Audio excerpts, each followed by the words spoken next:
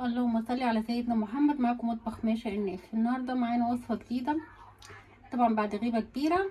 وطبعا انتوا عارفين ان انا عيانه وكده، والمفروض ان انا ما كنتش انزل فيديو لاني فعلا تعبانه، بس حاسه ان القناه واقعه خالص وقلت نبتدي. وطبعا قلت ان انا اكيد طبعا بعيد عنكم بقالي فتره، فقلنا نرجع مع بعضينا تاني ونبدا بوصفه كده بسيطه وسهله.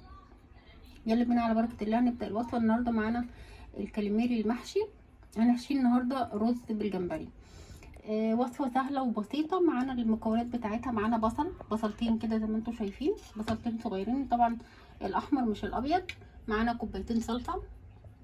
معانا الكاليماري طبعا مغسول، انا جايباه كده متوسط، مش جايباه كبير لاني ما لقيتش، طبعا ما لقيتش اللي هو ده الموجود متاح قدامي فجبته.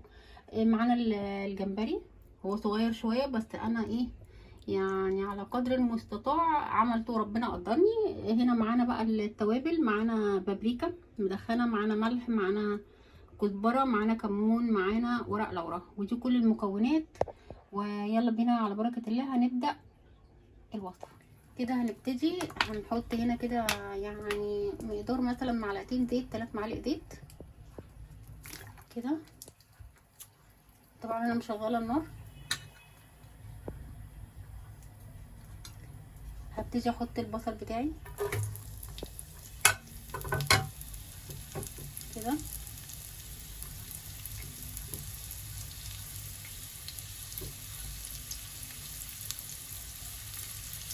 يعني مش هنقليه كتير يعني، او مش يا دوبك هندبله بس ومش هنديله لون كده.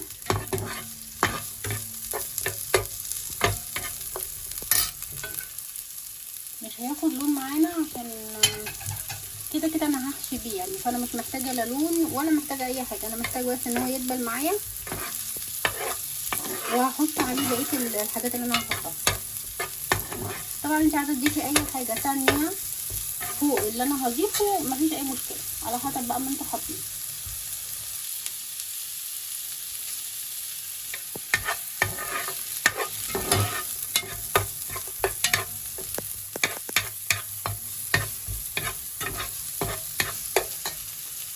كده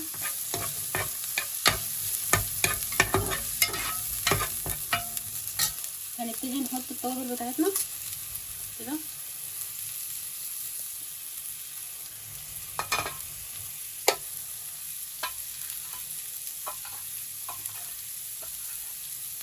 انت عايزه تضيفي بقى شطه، عايزه تضيفي فلفل اسود، عايزه تضيفي اي حاجه تانية مفيش اي مشكله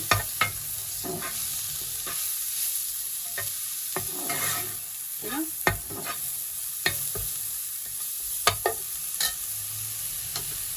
وهنضيف الجمبري بتاعنا يعني كله ياخد من بعضه وكله يشرب من بعضه. وطبعا هندوق الملح، لو تمام تمام، مش تمام هنحط له شويه اضافه.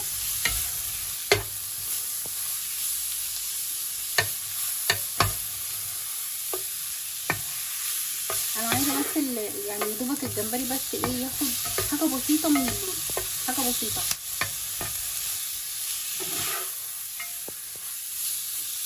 كده. طبعا كده اهو دبل معايا خالص اهو، هو ده اللون اللي انا عايزاه عشان احس ان هو يعني برضو مستوي مش ني. هبتدي ان انا احط معلقتين صلصه كده، حبه يعني كده. نبتدي ان احنا نقلبهم.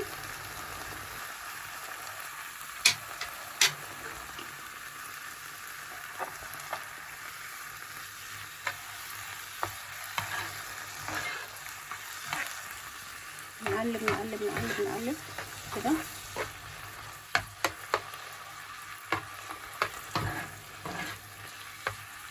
وطبعا احنا ما قلناش ان في رز بس، او ما انا ما ضفتش في المقادير، بس انا طبعا غسله طبعا الرز بتاعي اهو، عندي كوبايه ونص غسلهم، مش منقوعين، مش محتاجه ان انا انقعهم. وهبتدي ان انا اقلبهم عشان الرز ياخد تشميعه كده من الزيت والتوابل. وبعدين ابتدي ان انا احط الميه. طبعا هحط الميه من نفس مقدار الرز، هو نفس مقدار الميه. لو الرز محتاج شويه كمان هبتدي ان انا اديله حبه رغيف، مش محتاج خلاص كده. وهبتدي احط له الميه. انا كده شمعته، طبعا شمعت الرز كله مع التقليب كده عشان يبقى ايه، يبقى مفلفل جوه. ادي اول كوبايه كده، نفس الكوبايه اللي انا عايرت بيها. اي كوبايه تعايروا بيها الرز تعايروا بيها الميه. انا حاطه كوبايه ونص، هحط برده نفس الحكايه كوبايه ونص، نفس المقدار اللي انا عايرت بيه الرز. وطبعا انا حطينا الملح في الاول فمش هنحط تاني لان انا دوقته لقيته تمام التمام. هسيبه طبعا كده وهنبتدي ان احنا نغطيه. هنغطيه بالغطا بتاعنا كده لغايه ما يتشرب. هوطي عليه خالص وبعدين نرجع نشوف هنكمل الوصفه بتاعتنا. طبعا انا حشيته كله وقلنا اخلي 3 معاكم عشان مش هينفع طبعا نحشي كله. طبعا الرز طلع مفلفل برد. هنبتدي ان احنا نحشيه كده، ايد بره وايد جوه كده. مش هنملاه قوي، هو كده كده الرز يعني ايه مستوي، بس يعني بيقرش شويه. هنبتدي ان احنا ايه كده لغايه الاخر اهو كده.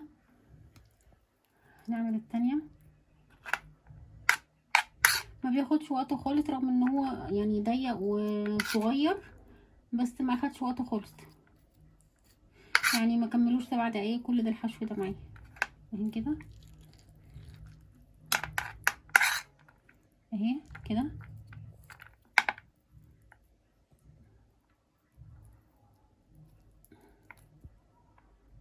وطبعا نشيل الرز من عليها لو في رز عليها. نعمل التالتة اخر واحدة نعملها مع بعض اهي كده.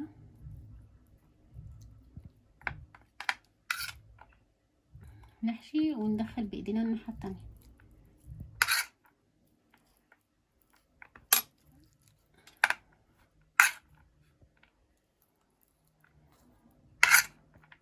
طبعا الرز طعمه جميل جدا، لان طبعا اي رز بالجمبري باي حشوة بيبقى طعمه حلو جدا كده. حشينا. هنبتدي بقى نعمل ايه، هنديله بقى تشميعة على النار قبل ما نحطه في الفرن. هنعمل ايه، معانا في طاسة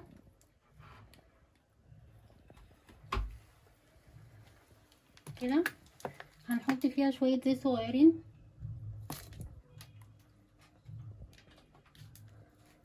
نعلي النار.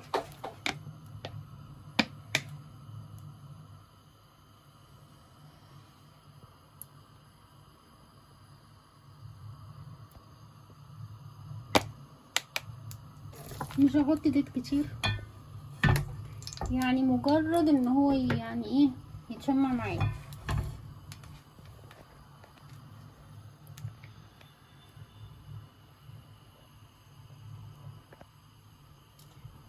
كده. هبتدي بقى ان انا اشيل اي رز علشان ما يتحرقش مني جوه في الزيت.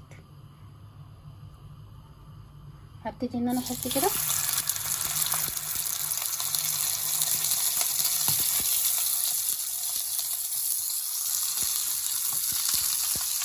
يعني تسميعه صغيره جدا مش كتير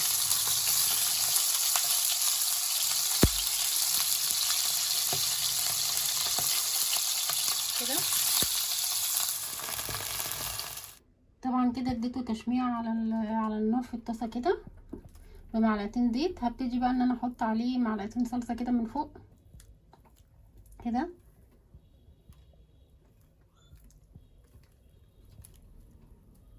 كده معلقتين صلصه صغيرين مش كتير يعني. هو كده كده الرز مستوي بس انا عايزه احمره في الفرن، فطبعا الصلصه كده هتديله طعم وفي نفس الوقت هتبتدي تديله اللون اللي انا عايزاه كده.